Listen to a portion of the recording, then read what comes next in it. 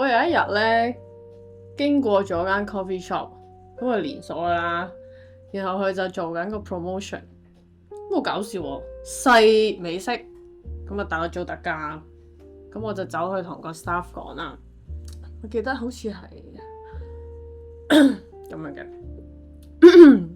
一杯 ice americano 啊，嗱，所有嘢都好順啦，係咪？咁我又同佢講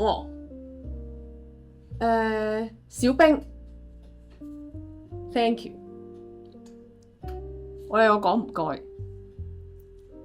佢呢，我印象中記得都好有禮貌嘅。佢話啊，小姐有冇嘢要加啊？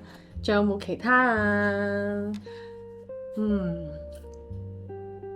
但係呢，嗰個位就嚟啦。佢下一秒又無啦啦轉個頭，同個吧嗰邊講話：喂，一杯細美式啊，小俾我。咩 mood 都冇晒，唔知講咩好。喂，大佬啊，我用英文同佢講嘢，咁你都俾翻少少氛圍感，少少氣氛啫。我知你打份工嘅，就係咁咯。咁佢嗰下咧，我係諗緊，唉，叻唔叻好咧？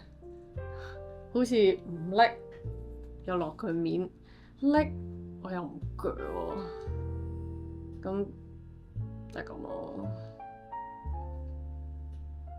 唔知點好啊！我都最後係行走咗啊！本身諗住坐喺個 coffee shop 出邊咁樣 chill 下噶嘛，咁但係就咁咯，唔該咁咯。